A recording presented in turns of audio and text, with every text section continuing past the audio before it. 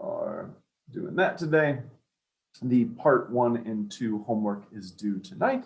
And like I mentioned last time, don't forget about this discussion 4 with the first post of which is due Sunday night.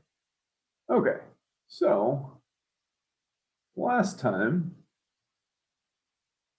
we were working with all of these receipts for our sandwich shop, and we were doing a bunch of analysis on it, like counting how much money Lemonade made on a certain day and stuff like that. And while you can use count ifs and sum ifs and that sort of thing, we instead looked at answering all of these questions using a pivot table.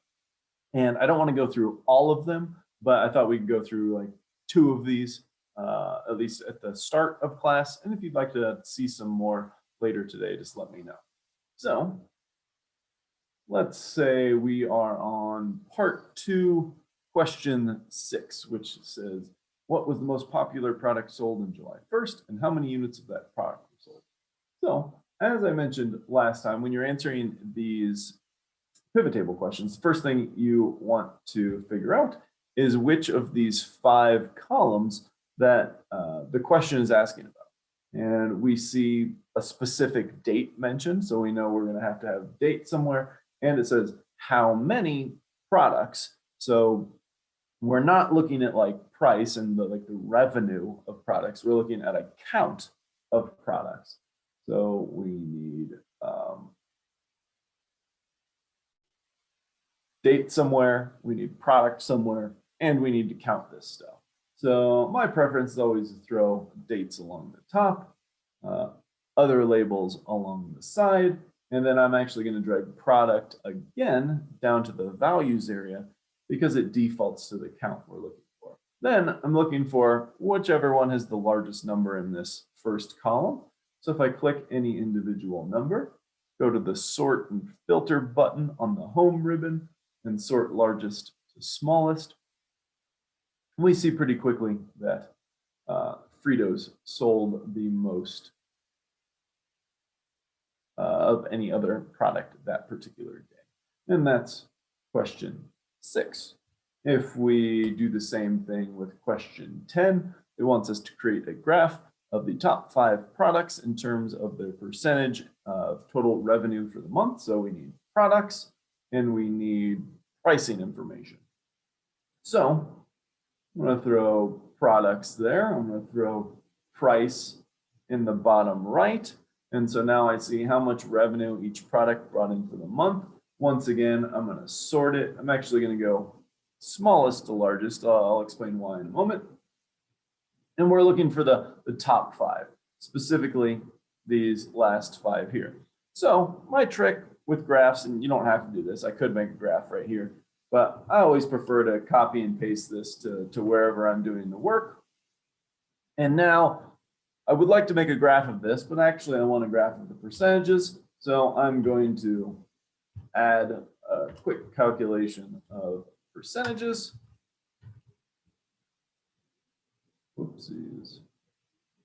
And graph this. So this time we're going to use one of these column or bar charts. The back of the book uses the sideways one, but it really doesn't matter. And you'll notice that my longest bar is on the top of the graph, even though the largest number is on the bottom. I don't know why it's programmed that way, but that's why I sorted it smallest to largest instead of the other way around, just to match what's going on in the back of the book. But there's that. Slide this guy over. There's my percentages. There's my graph.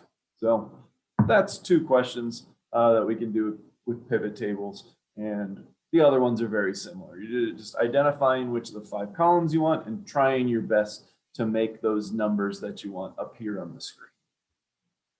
And then, like I said earlier, if you'd like to see more examples, just let me know. So what we're doing today is moving on to part 3, which is about deconstructing these sandwiches in terms of their ingredients. So let's go through these questions really. First question, very straightforward. How many sandwiches did you sell on July 5th? And we're counting them. This is a pivot table question. We can do this already using a pivot table. So nothing new there. The only thing I would add is even though this is only asking for July 5th, make your pivot table for the entire month. Like I want to know how much is on July 1st and July 2nd and so on. That information will be useful later, even though, or homework questions, even though this question is only asking about July 5th. But the next question says, okay, we know the sandwiches. Now tell me the ingredients used. You cannot use a pivot table for this. And the reason why is there are no ingredients in that initial tab. So your pivot table is never going to find these things. So what are we going to do? So what we're doing is going over to the ingredients tab, and you should only have this component at the top. I've added the bottom. I'll talk about that more in a second. So we have this component at the top, which lists all the different sandwiches that you can find in the pivot table, and it lists their ingredients broken down. So for example, a BLT is 2 pieces of bacon, 2 pieces of bread, 2 pieces of lettuce, 2 tomatoes, not actual whole tomatoes, but 2 ounces. So that's how we can figure out the ingredients per sandwich. Now, what they're asking us to do is figure out how much, for example, how much bacon was used on July 5th. So before I get to that, let's go back a second to that first question. Remember I said make a pivot table for sandwiches for the whole month? I did that in my pivot table, and I've copy and pasted, just like I did for that graph a moment ago. I've copy and pasted the sandwich part of the pivot table here so that I can use it for the next question. So there's July 5th right now, which is what the homework is asking. Let's see if we can answer the first part of question 2. Let's see if we can figure out where this 38 ounces of bacon comes from. So we go to our pivot, or our spreadsheet, we look at this July 5th order, and we look at the bacon row up here. And I'm going to read the bacon row from left to right. It says we need 2 ounces for every 1 BLT. We'll go look at your order for July 5th. There were 11 BLTs ordered. So 11 BLTs times 2 ounces of bacon each, we're up to 22 ounces of bacon. Now I keep going across this list. None of these other sandwiches use bacon until that one. Turkey Club uses 1 ounce each. So I go down here. Apparently there were 16 turkey clubs ordered. So in addition to my initial 22 ounces, we have an additional 16 ounces of bacon. That's where the 38 ounces comes from in the workbook. And you're going to have to do this for every single ingredient. You're going to do it for bread next, and you're going to do it for cheese next, and so on and so forth.